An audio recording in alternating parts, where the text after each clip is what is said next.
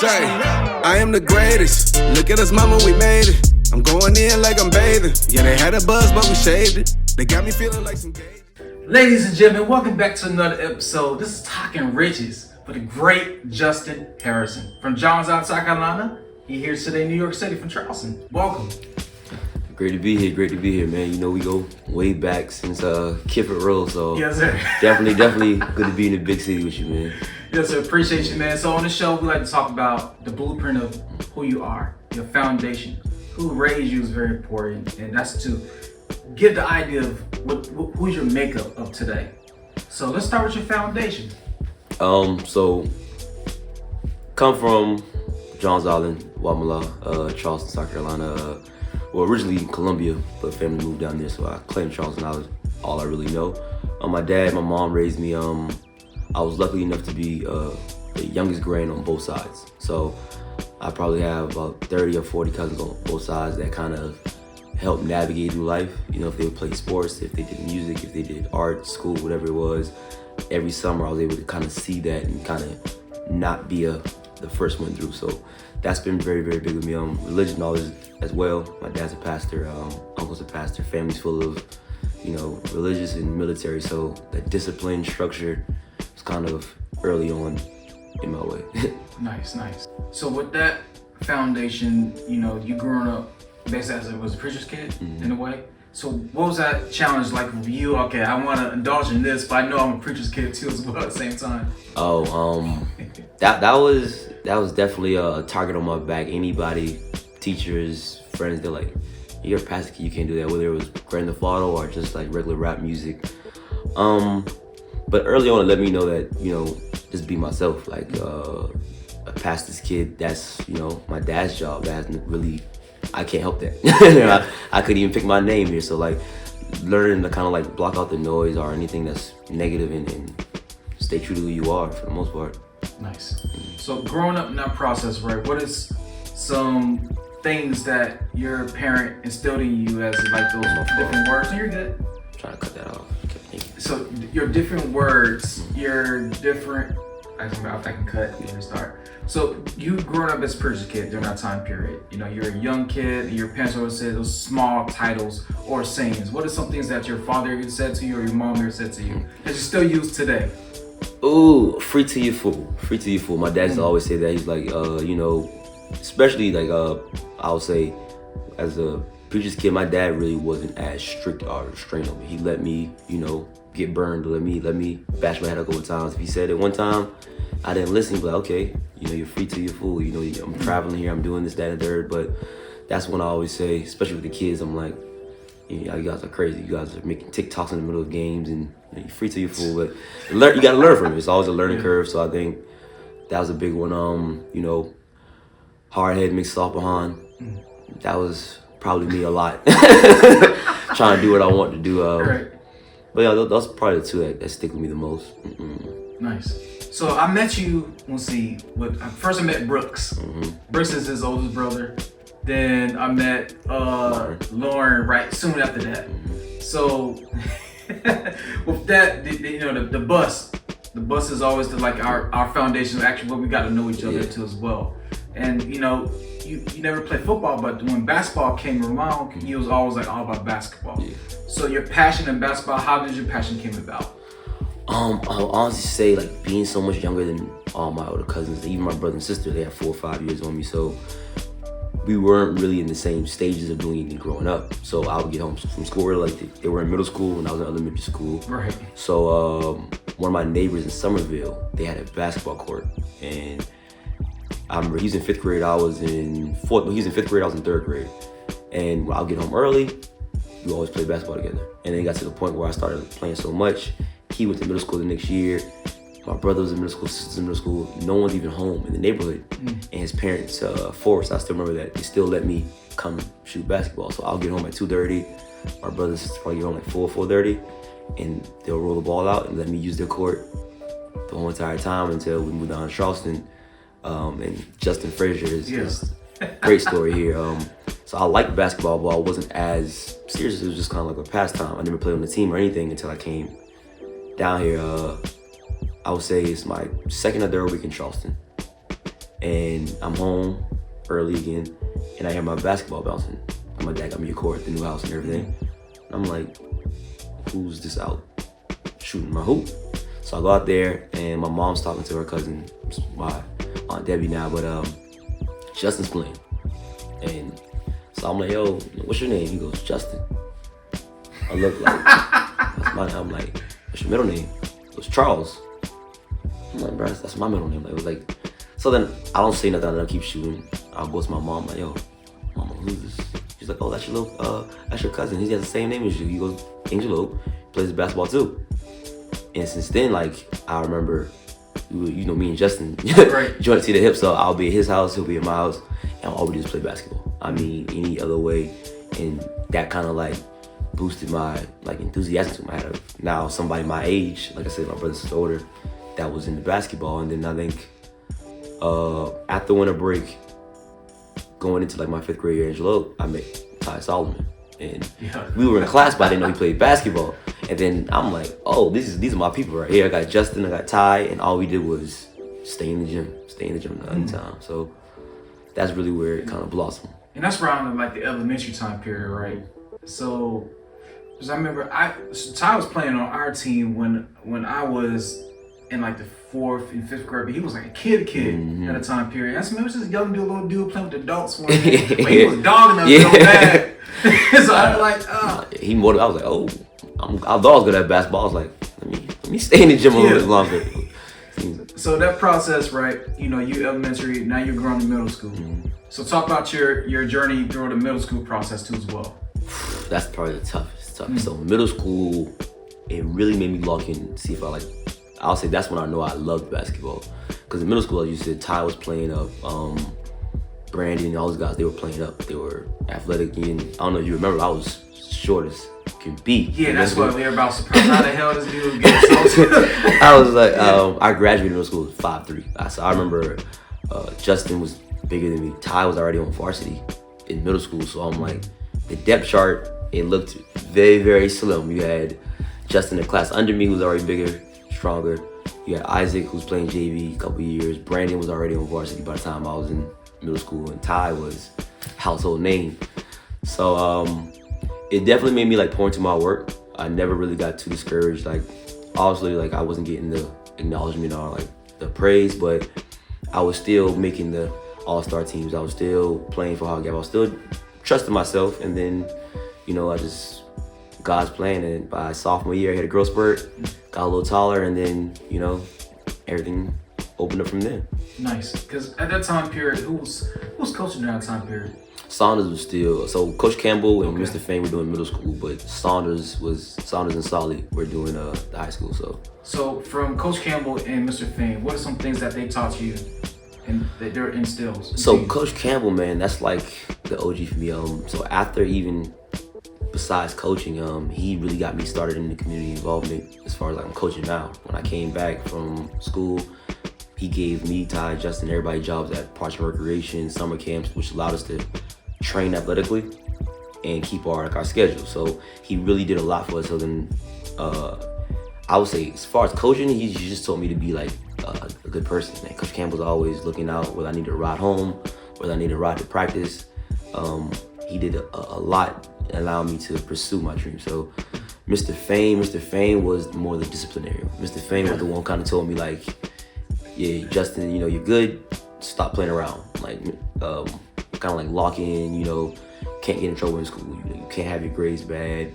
Knowing that, you know, I wasn't bad at school, but just laziness. I'd rather play basketball and turn my homework in. He's like, it's not gonna be a lot of basketball if you do that. So Mr. Fain definitely did that for me. Side note, I would say Solly, Ty's dad, was probably the biggest influence on me in basketball. Moving from 8th grade to 9th grade, especially with middle school basketball, everyone's not as serious as high school. When you get to high school, people are trying to get scholarships, taking it very seriously.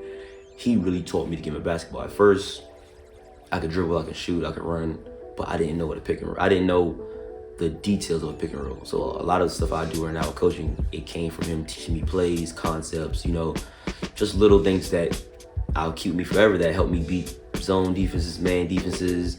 And then it's crazy because you'll see it on TV, and I'm like, Steve Kerr is saying the same thing Solly told me when I was in 8th grade. So he was a big inspiration for me. Nice. Then you got to Saunders. Saunders, so Coach Saunders is the guy. So Coach Saunders today, me and him, I think it's weird because he coached me, but now we're like peers in the same field. No, I love Coach Saunders because he also gave me so much confidence.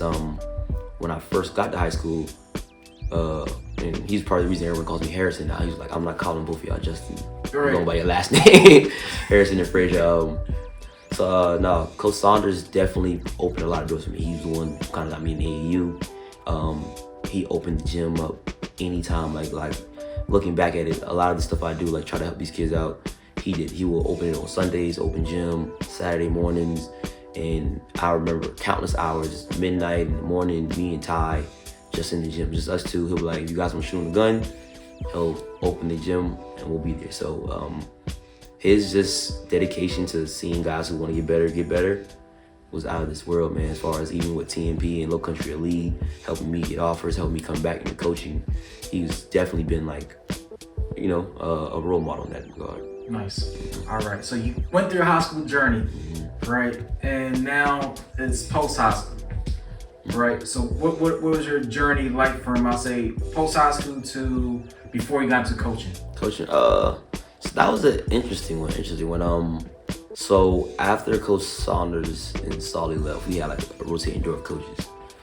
And in hindsight, it kind of made me like a bit of an asshole. I was a little cocky in regard. But when I went down to Florida, so I played Edward Waters in Jacksonville. Like that was pretty big for me. Like I know Ty was at HBCU in state, so we kind of crossed paths with each other and had some familiarity. But so I played down in Jacksonville, met some good guys and friends, and it really showed me the next level. Like what my coaches were saying, they weren't being assholes. They were preparing me for the next level as far as can't be last in sprints in the weight room and stuff like that. So that was an eye opener. I think I came back after my freshman year in Florida, and I texted my high school coach, Coach Hammock, who was the first person to hire me as a coach.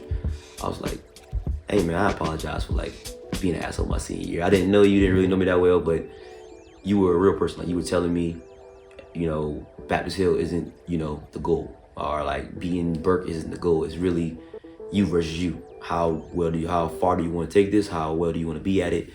And I never had anybody really hold me accountable at that stage because at an early age, me, Ty, and Justin were really good. And with different coaches, they're just playing us because you're our best player, we'll play you. So I had a lot of bad habits I had to kind of knock out, and I think that was the biggest thing in Florida.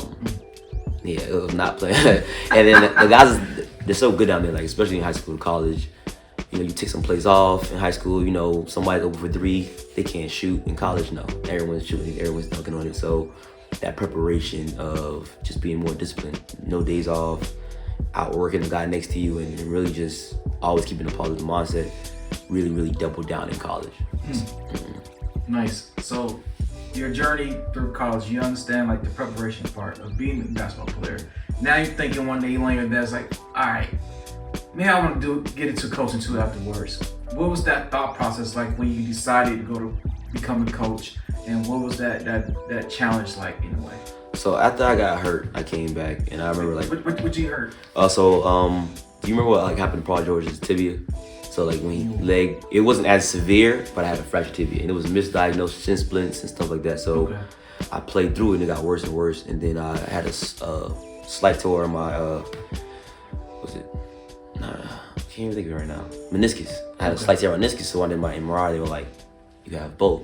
So then I had to get surgery, went through it. And that was probably the biggest thing, the wear and tear on the body from college is like a big thing if you ever ask athletes. But when I got back, Coach Hammock would always invite me to all the summer workouts, all the spring workouts, any chance to get. And I'm thinking like in high school, we weren't at best odds, but any chance to get, he opened up doors. He would have me do examples, workouts, and I believe he had his daughter he had a vacation. I believe he left one time in the summer, and he was like, I want you to run a workout.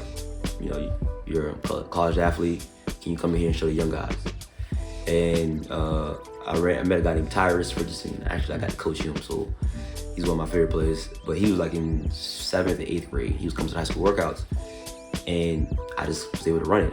All the drills I wanted to do, I was able to talk to kids and then kind of bridge the gap between kids that I never met before. Like, and since then, I've always been like you said, it's that the knowledge, if you can pass it down, pass it down. A lot of these guys are from Johns Island, Wamala, Charleston. They have the same dreams that me and Ty had. So now that I'm back, I feel like it was like my right to kind of like give back to them, make sure that these guys are having a memorable college career, high school career, or whatever they want to do with it. Just making sure that it's to the best of their ability. Nice. Nice. So now you got the idea. Oh man, I'm gonna be a coach now. You know, you was injured, but you know you can still pass down some sort of value to somebody. That next morning you wake up, you made the decision to become a coach. You say you called Coach Hammock? Coach Hammock, yeah. Coach Hammock, all right. Then what was that conversation like? It wasn't long at all. I think he knew the bug got me. I think that's why he tried to keep me around. It was really cool. Like, we're cool to this day. He was like, yeah, man, I'd love to have you around. So when I came back, I was coaching. I remember I called Justin Fridge. I was like, hey, yo, Coach Hammock's talking about coaching. He wants us around. What do you want to do? Like I said, we're always locked in. And he was like, you know, if you're down, let's go for it. So then we started off, and it was surreal too, because I think Coach David Campbell left middle school and he was the JV coach. So I was walking into my high school coach and my middle school coach, my boss at Parks and Recreation. It was a very, very smooth transition. They were happy to have me and got right to it. So now you're a coach, right? You was thinking about how impactful you are to basically everybody who comes to you as on their team. So you as a coach, did you, like before the games or even the nights before practices, did you kind of write down what your notes will be, different quotes that you'll tell your team? The process of actually learning how to be a great coach, what's that process like for you? So the process really, I would say I was just thankful to have a great coaching tree above me.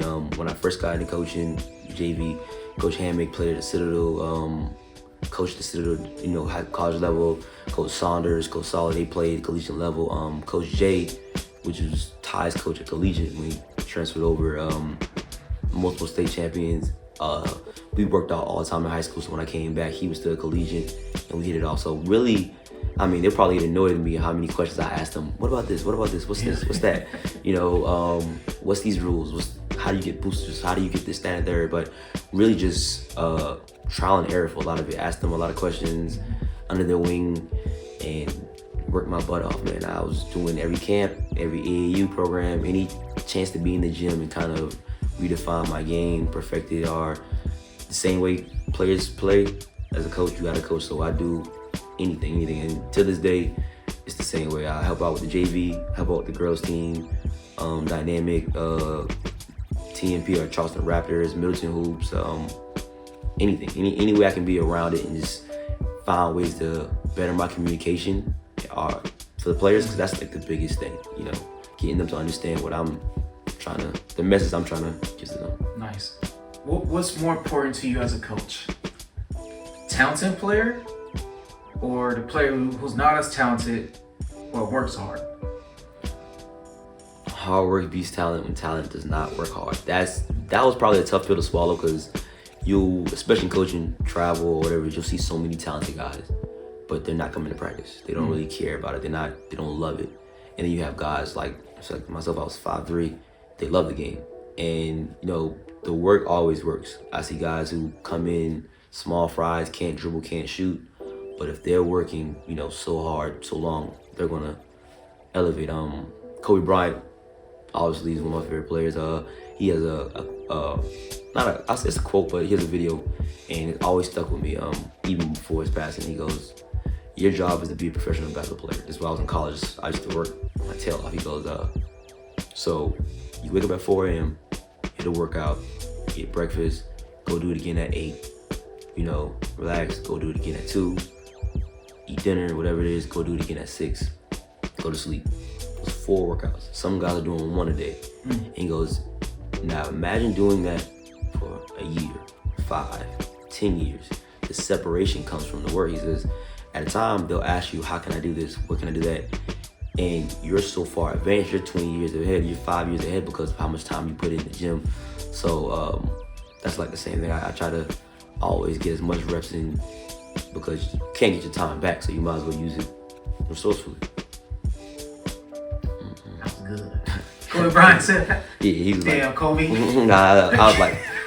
was like, man, 2 days aren't that hard. 3 days aren't that hard because especially when you're young, I tell the guys, you have all the time in the world, man. Like, and it's not really as grueling. They look at their high school practices as what they need to be doing on their own time. And I try to tell kids, 30, 30, 30. Spend 30 minutes on your shooting, 30 minutes on your ball handling, 30 minutes on any other skill set, whether it's defense, conditioning, weightlifting. If you do that, Monday through Friday, it's an hour and a half. You can break it out very, very small, but just teaching kids that because they think if you say 4 workouts, they think they got to kill themselves for it. No, the first workout might just be shooting. The second workout might be weightlifting. Third workout, but you're bettering yourself that 1% in all aspects. And yeah, you plant the seeds, you'll grow. That's true. Cause I remember, so I realized it's my senior year. So my senior year, I got invited to the Under Armour at USC, Under Armour camp for football. One of whatever, how much people selected to go there. And before Coach Warren even want to send me there, Coach Sam and Coach Warren, they're like, hey, get a work room real quick, because what they're going to do is test you on the bench. I got on the bench at 185.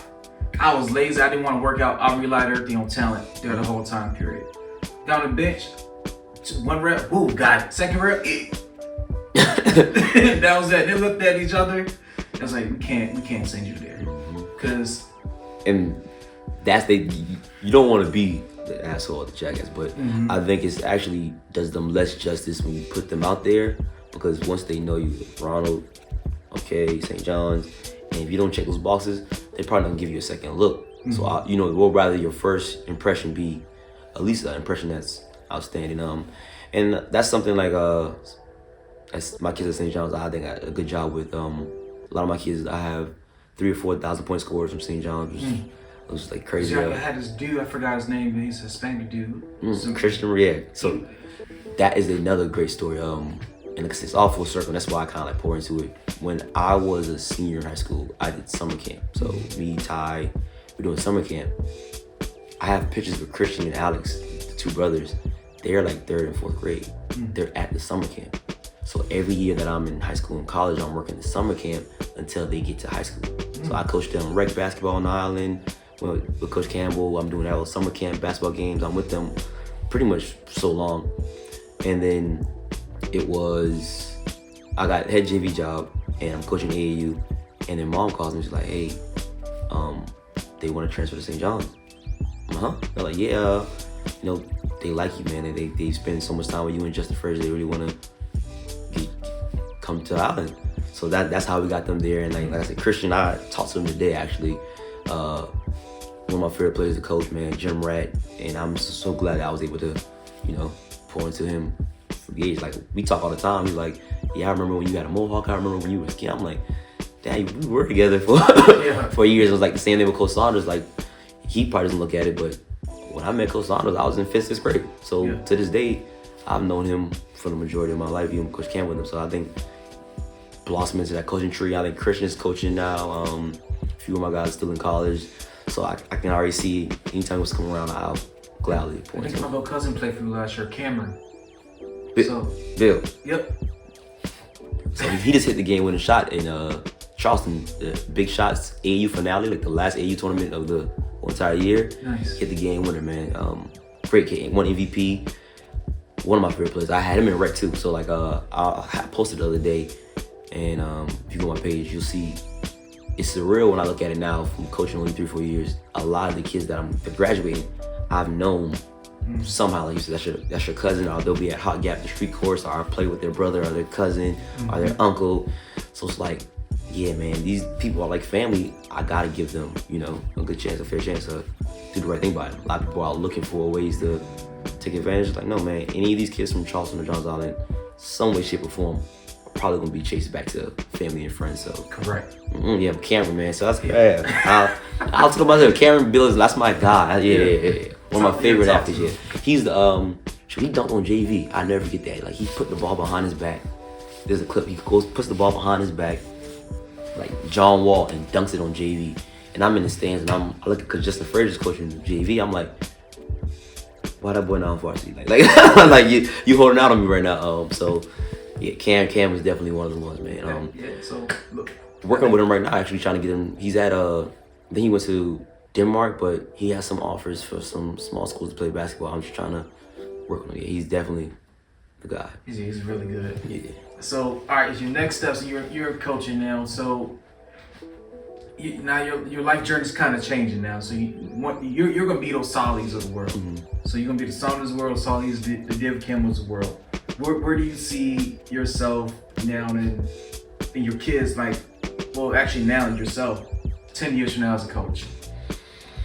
So I really just, like I said, I'm here right now. I just want to invest in myself and kind of see where it goes. I've met some college coaches, I met some NBA guys, I met some trainers overseas, and really just have, like I said, plant the seeds to see what I can do. But I think for the most part, man, basketball has done so much for me, man. I think when you met me, besides the bus, I was real quiet. Yeah, I was real, like most people, like I'm always like I'll look, but I don't really talk. Basketball really like put me on my shell. I've met people, learned valuable lessons, traveled the world. So it's done so much for me. I really want to just keep expanding, grow the game out, whether it's internationally, whether it's in the States, whether it's college, whether it's high school. Really just grow the game, man. And that's why, like I said, I'll be up here, Charlotte, Atlanta, Jacksonville, just anywhere I can. I guess, like how my dad says, spread the gospel. I'm down for it. Nice. So the Olympic basketball team is playing right now in USA, right? There's the GOATs. There's the considered GOATs. Yeah. The little GOATs, right? So for who's your top 5 GOATs in basketball and why? Ooh, that's a great question. So like my dad's old, all my family's so old, so like my basketball knowledge is I was blessed to hear about. When I was talking about Kobe, they were telling me about Michael. When I was talking about Shaq, they were telling me about Kareem. And what I would say my top five, I would say obviously Mike, 6-0 is crazy. I think he has like 10 scoring titles. He's national championship in college. He is the first megastar of that transcendent game. Story. High school story. Yeah, he got. So it's actually a funny story, and this is a side note. My cousin Jabbar played at Laney High School.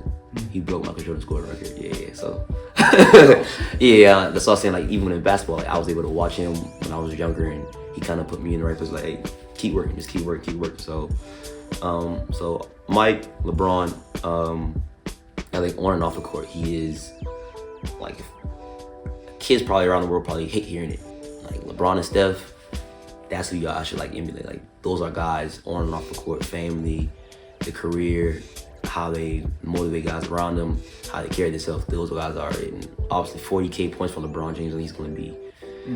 I don't see anybody really touching him no times. So Michael LeBron obviously 1 and 2. Kareem. People don't really like to say Kareem Abdul-Jabbar because he's a big guy, but if you ever look at his numbers, I think he has 3 national championships in college. I think he has 6 NBA titles.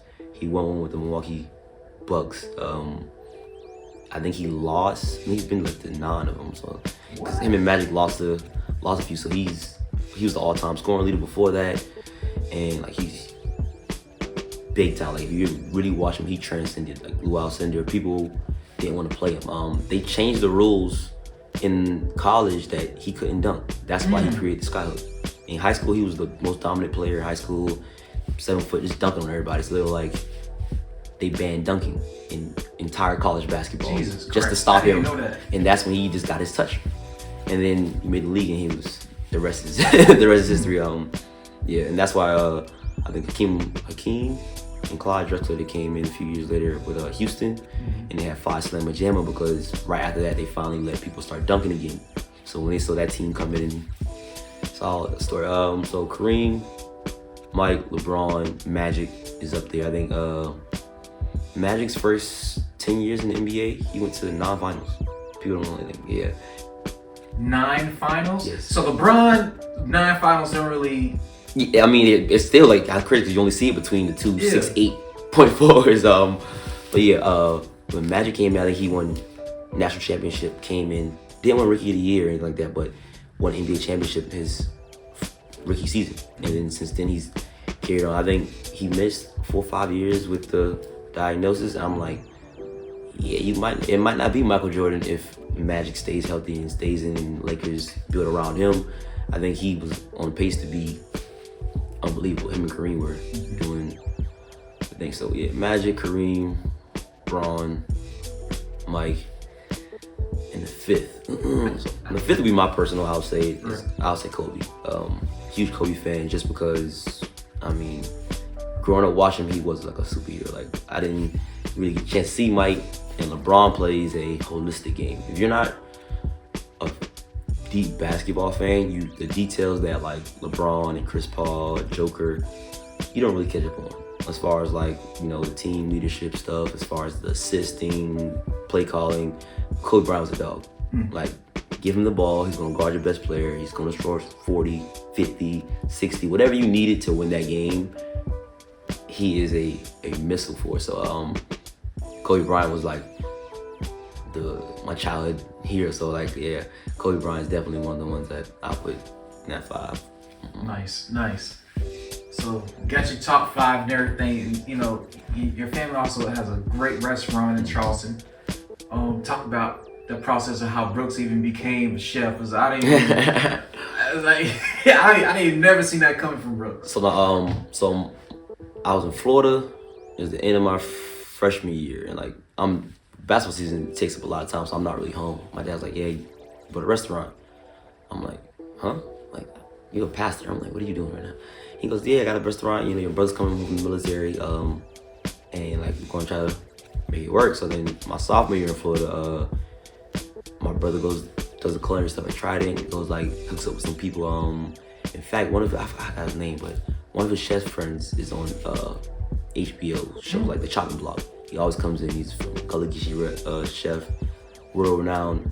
And my young behind, I'm like 19, 20. He's in the restaurant, kind of like giving us game on what to do, stand and third. But I think the success of the restaurant really comes from my brother's personality. He's a big personality. My dad's personality. They met so many people, know so many people that they were able to keep things going and make things going. But the restaurant has definitely been a blessing. And partnering with basketball, we sponsor a lot of programs, a lot of youth activities, partial recreation, trying to give back the same way. So that's allowed me to kind of do the business aspect with basketball as well. So yeah, shout out to Eastside Soul Food Pops. Nice. So basketball as a coach is business in a way too at the same time? Definitely business. So explain that to people who wants to become a coach. Like, what's the actual inside of it? Okay, so if you're at a program and they're running it pretty smooth, you have your AD, athletic director. That's the person in charge of all the programs. So money, as far as coaching your staff, you have to go through that.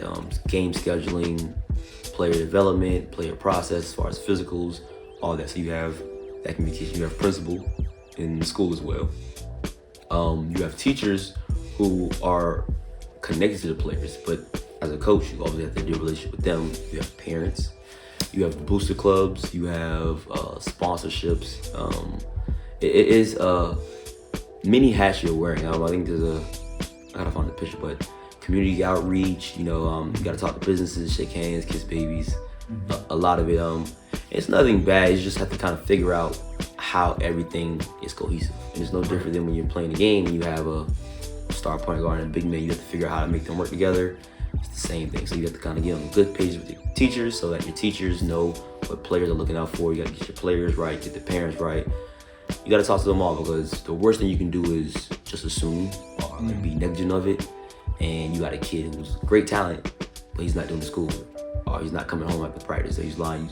And those things aren't true now. So really just trying to keep your ducks in a row at all aspects, school, athletically, and socially is gonna be the biggest thing. Okay. So you as a coach, what do you want to see out of every kid that you actually come across? I feel like you touch on it later, but what is your deep insight on every kid that you touch? Even someone who never played a game to the basics of life in basketball. So how do you want to teach basketball and perspective to life too as well? So I had a AU coach, Coach Terrell. He's passed away, but one of the first things he said to us my freshman sophomore year of travel ball, he's like, life is like basketball. You hear about it all the time. It's a game of runs. And the runs is like team scores, you know, certain amounts. You have good days, you have bad days, you have good months, and all that. But he says, teams go on runs all the time, but you're never out the game. And I think that's really stuck with me as far as when I got hurt, when life happens, kind of put it in perspective. So I tell kids all the time, hey, it's a marathon to be so try hard, but never ever give up. Never think that because you wanted to be an NBA player by 21 that you still can't make the NBA. You know, you gotta trust the process. God's plan, however you look at it, but there's ups and downs to it. So, you know, even as a coach, there's been good years, there's been bad years, there's been good teams, there's been bad teams as a player. So understanding that, you know, just give it your all and understand that you always can keep going. You always can come back. You always can change whatever perspective it is. You can do it if you just stay in the game. But if a team scores 10-0 and you give up, you didn't get yourself a chance. So definitely try to do that. Biggest thing.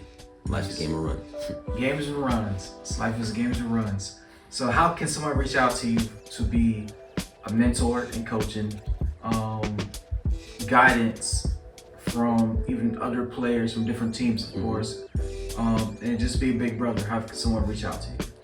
Well, so I'm on Instagram, obviously, JC Harrison, and from there you'll see a lot of the work I've done, and like ways to contact me. If it's personal training, you can contact me. Dynamic, I Can't Stop. If it's basketball AAU teams, I've actually tried to make myself like more of an ambassador for basketball in Charleston, as far as even like helping other schools. Like if James Allen has a camp and they need somebody to help out, I don't mind giving that knowledge, because I think if we grow basketball in Charleston, grow athletics in Charleston, it only helps. It only helps if there's a 5-star, 4-star. These guys are getting offers, because it will inspire the next generation, and it'll inspire people that's right next to them. Motivation, you know. I beat him in basketball last year. He got a D1 offer. That means you're at the door. You just gotta, fine tune it. So, yeah. Appreciate you, man. Thank you for coming to Talking Riches. Anytime, man. Anytime. I really appreciate it, man. Yeah. And also, you got a special shirt. Man. Just for you, man. Had these custom made. St. John's had their 100-year anniversary last year, so we had centennial shirts made, man, and we have them right here, exclusive right now. They're not even out. Teachers don't have it. Players don't have it. It's only for you, man. Only for you. Yes, sir. Appreciate you, man. Thank you.